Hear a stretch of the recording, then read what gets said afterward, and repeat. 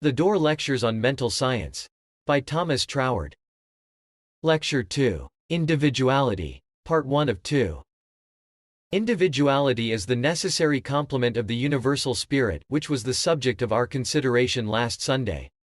The whole problem of life consists in finding the true relation of the individual to the universal originating spirit, and the first step towards ascertaining this is to realize what the universal spirit must be in itself. We have already done this to some extent, and the conclusions we have arrived at are, that the essence of the spirit is life, love, and beauty. That its motive, or primary moving impulse, is to express the life, love and beauty which it feels itself to be. That the universal cannot act on the plane of the particular except by becoming the particular, that is by expression through the individual.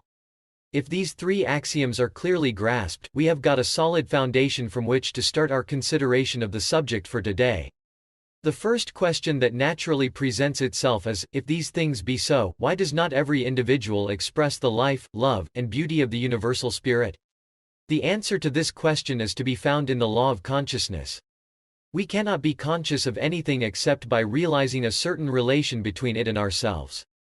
It must affect us in some way, otherwise we are not conscious of its existence, and according to the way in which it affects us we recognize ourselves as standing related to it.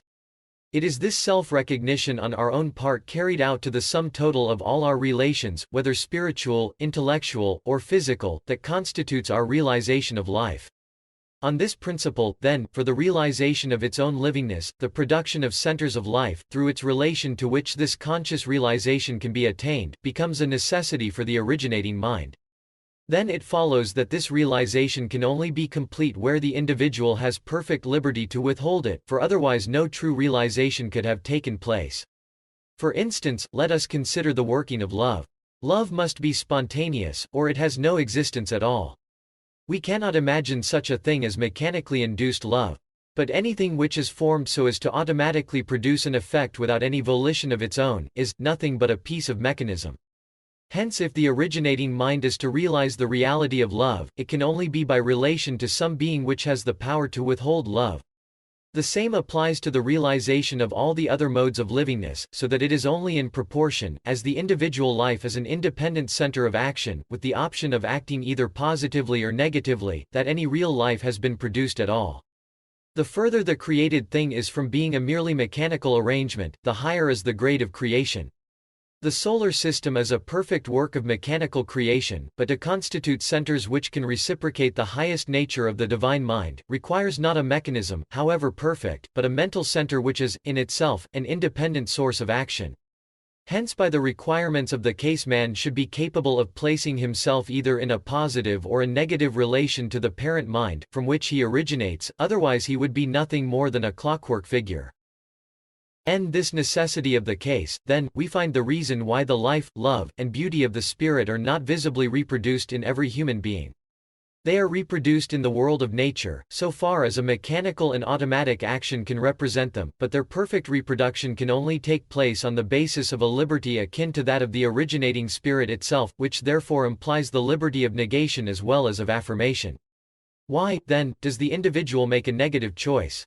Because he does not understand the law of his own individuality, and believes it to be a law of limitation, instead of a law of liberty.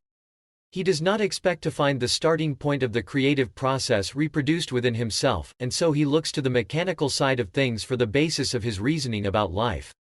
Consequently, his reasoning lands him in the conclusion that life is limited, because he has assumed limitation in his premises, and so logically cannot escape from it in his conclusion.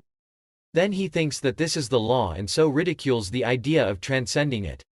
He points to the sequence of cause and effect, by which death, disease, and disaster hold their sway over the individual, and says that sequence is law. And he is perfectly right so far as he goes, it is a law, but not the law. When we have only reached this stage of comprehension, we have yet to learn that a higher law can include a lower one so completely as entirely to swallow it up. The fallacy involved in this negative argument is the assumption that the law of limitation is essential in all grades of being. It is the fallacy of the old shipbuilders as to the impossibility of building iron ships. What is required is to get at the principle which is at the back of the law in its affirmative working, and specialize it under higher conditions than are spontaneously presented by nature, and this can only be done by the introduction of the personal element, that is to say an individual intelligence capable of comprehending the principle. The question, then, is, what is the principle by which we came into being? And this is only a personal application of the general question, how did anything come into being? Now, as I pointed out in the preceding article, the ultimate deduction from physical science is that the originating movement takes place in the universal mind, and is analogous to that of our own imagination, and as we have just seen, the perfect ideal can only be that of a being capable of reciprocating all the qualities of the originating mind. Consequently man, in his inmost nature, is the product of the divine mind imaging forth an image of itself on the plane of the relative as the complementary to its own sphere of the absolute.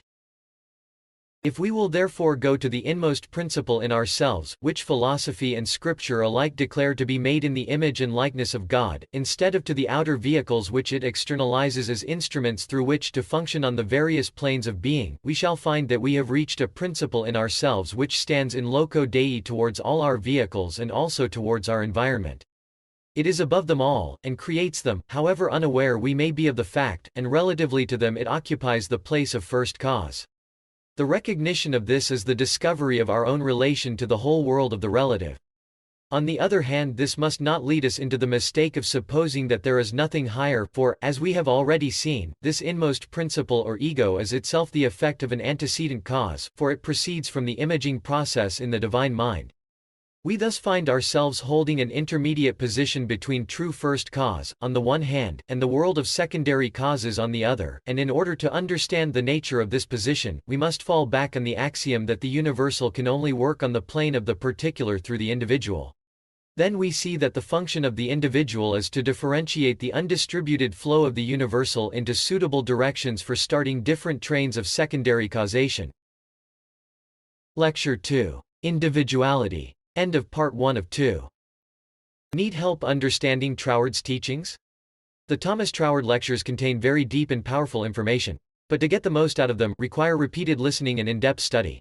Troward had only one personal student, Genevieve Behrend, and her book Your Invisible Power distills the essence of Troward's lectures in a concise and easy-to-understand format. For many, this is a much preferred way to learn Troward's teachings.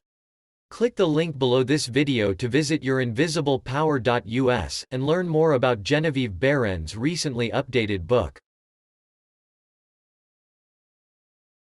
Click the link in the description below for a chance to win 10 classic best-selling Law of Attraction books